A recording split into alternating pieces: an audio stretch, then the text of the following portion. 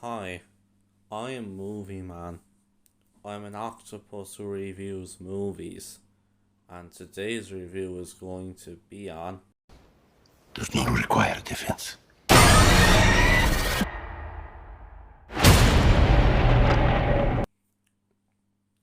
So I saw The Pope's Exorcist today, um, and well, let me just say that it is definitely not one of Russell Crowe's top 5 films. Let me tell you that.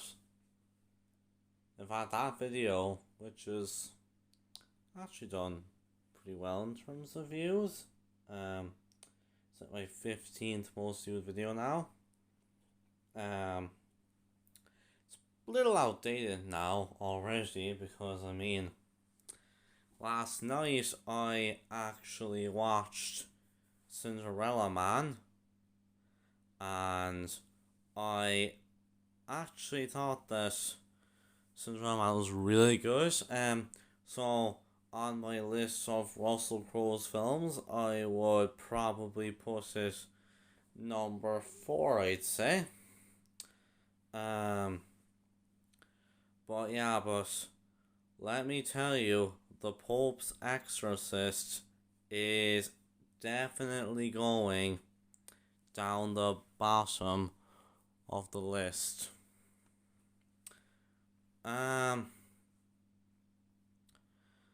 First off, for cinematography, I felt that the film kind of it had a bit of a weird camera angle times, the way it was kind of shot at times just really made it look very strange. Um uh Now as for the pace, I kind of felt that this movie kind of rushed, to be honest. Granted, this is not a very long film.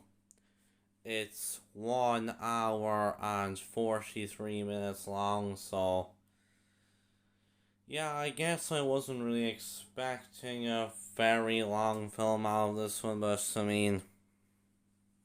like, let's just obviously a few days ago I went to go see the Super Mario Bros. Movie, and with that film, I didn't really have too much of an issue with the pacing. I know that a lot of other people really criticized the pacing in the film, but for me personally, I didn't actually think it was that bad. Um, and for a film that was literally just 1 hour and 32 minutes long, I didn't feel the pacing was that bad. But however, for the Pope's Exorcist, so this film is a bit different because this movie is actually quite longer. Just over. It's like 11 minutes longer, with being 1 hour and 43 minutes long. But I don't know. I kind of just felt that the film really sort of rushed a bit, and granted, for a film like this, I didn't really think it needed to be that long. But yeah, I get. I've watched shorter films that I felt go on for longer. So yeah, I just wasn't really a huge fan of the pacing in this film. Um, the Sound of Music was honestly just really forgettable.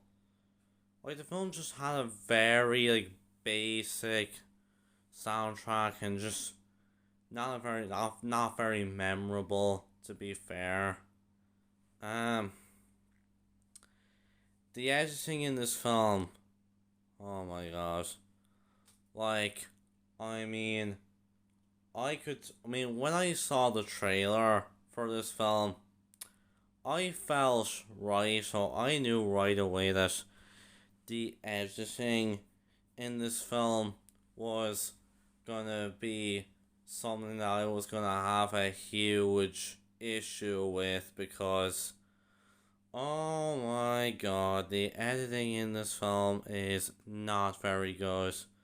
Like, I mean, there are times where the camera will just move way too quickly. It'll literally just, each shot will just go by very, very fast. And yeah, to be perfectly honest, I really just don't like it at all.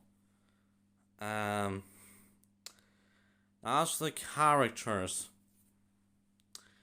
Now, first up, we have Father Gabriel Armand or something, who is, of course, that's the main character, that's Russell Crowe.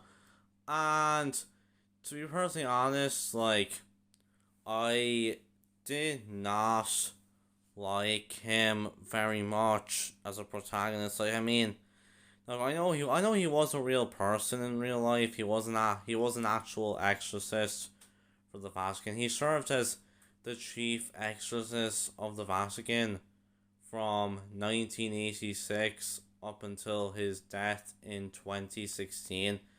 So he served as chief exorcist of the Vatican for 30 years. And, like, I mean, now, I don't know much about the guy, well, like, his real life, his personal life, but, I mean, like, all I know about him is that he, like, had a bunch of books. It says it at the end of the film. Also, by the way, this is just a minor spoiler. At the end of the film, there's like this text on screen that basically says like after what happened, he went on to publish a number of books, and then there's a text at the end which reads, "The books are good." Like, I'm not joking. That is actually what it says at the end of the film. The books are good. Like, I mean, this did Father Gabriel Armand's spirit, did his spirit, like, tell them to put that line in the film or what? Like, um, but I mean, to be perfectly honest, I did not like Russell Crowe's portrayal of him. Now, like, oh man, like, he did, like, find out what he was given, and, like, he did the Italian accent pretty well, and, like, I mean, he, he did speak Italian at a few points in the film, and he did it pretty well, to be fair, but it's just, I don't know, the character himself just, he kind of comes across as very eccentric and stuff, and I don't know, I just don't think it works.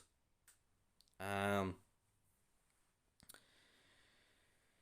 and then there's also this, like, priest in the film, I think, and, like, I mean, like, the film is really this sort of, like, it's sort of this ballsy cop or really ballsy exorcist film, because, like, they saw that they did this real, like, duo with the two of them, and, like, to be honest, like, it really doesn't work. Not to mention, they didn't even say this in the trailer. It's like, the trailer kinda, like, it's like, they made it out to be that it was like this film where, like, Russell Crowe, he's the Pope's exorcist, and he has to basically, this demon has possessed a young boy, and he has to get out of the young boy and stuff, but what the trailers didn't show was that he spends a lot of screen time with the priest, and the two of them, they spend the whole film, like, with each other, trying to work together to stop the demon and stuff, and like, I mean, you know, I don't know if that was actually like that in real life, but I mean, like, the trailer didn't really show that though, and like, the priest character, I don't know, I just didn't care about him, to be perfectly honest. Um, then there's the actual Pope himself.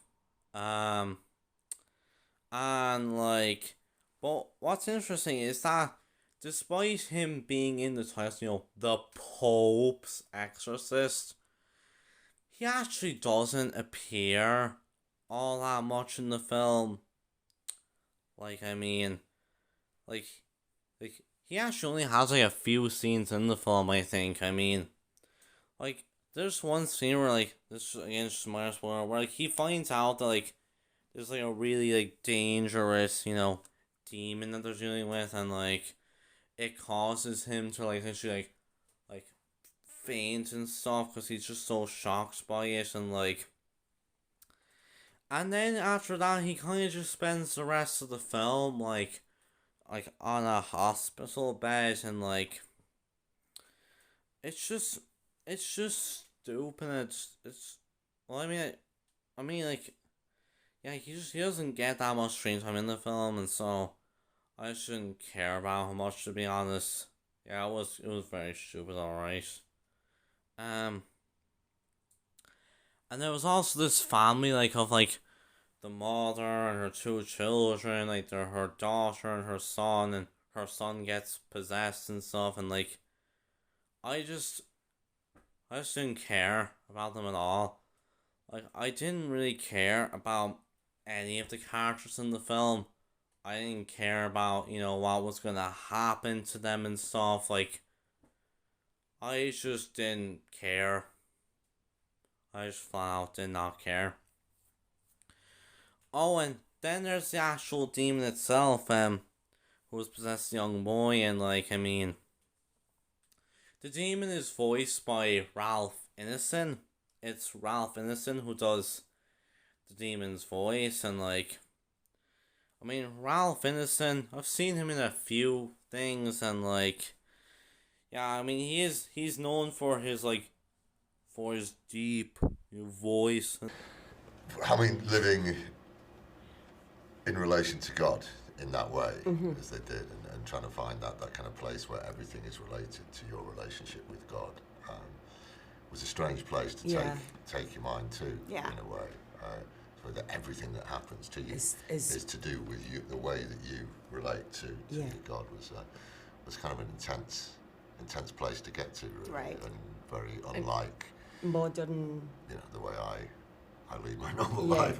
Soft, but yeah, he's in this film. He provides the voice of the demon, and I feel bad for him because he has a lot of just really bad dialogue.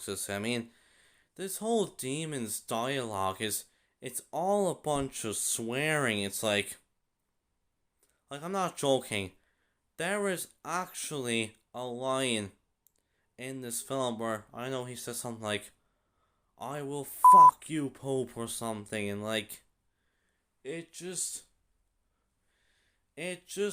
really, it really does not. It's just so weird.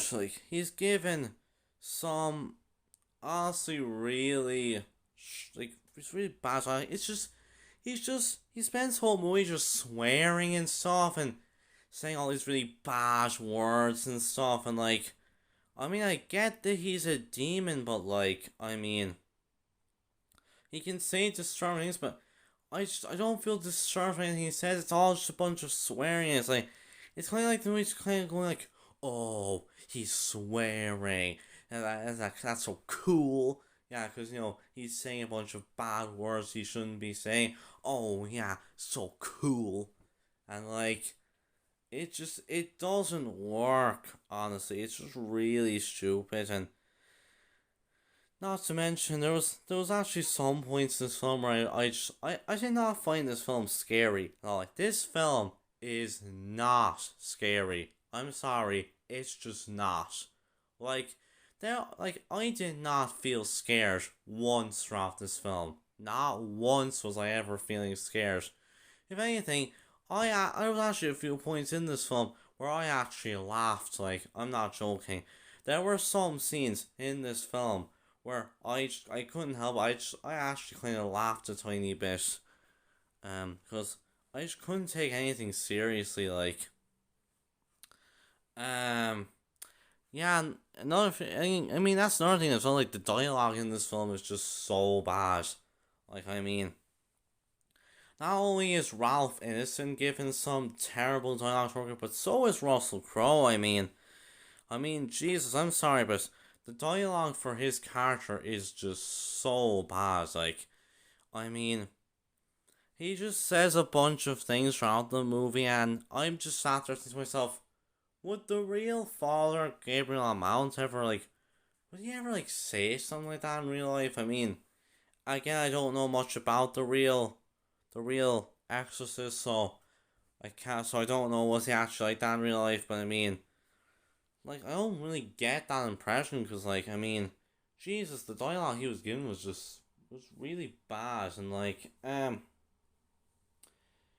I mean, the film's plot about how, like,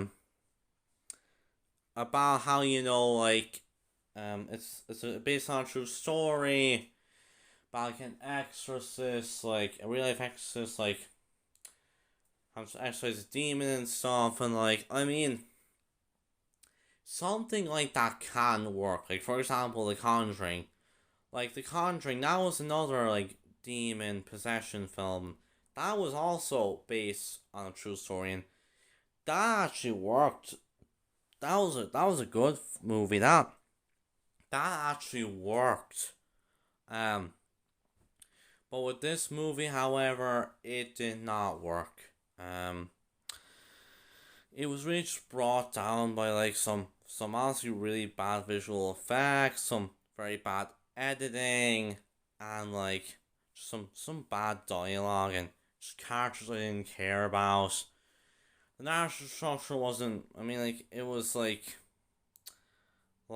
mean, the movie was really just about, like, Russell Crowe and like the other, like, the priest, just, had to fight off this demon and stuff. Like, it's just such a.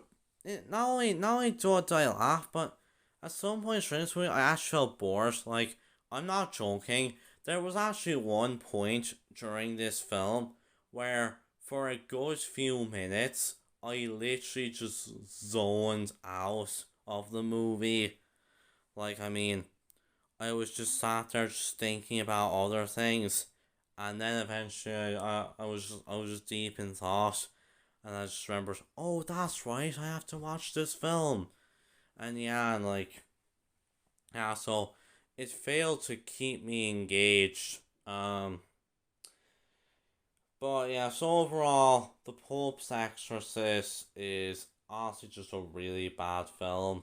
Like, to be honest, I did not think the movie was gonna be good from the trailer, but oh yeah, this movie was exactly what I thought it would be. It was a bad horror film. It failed to scare me. It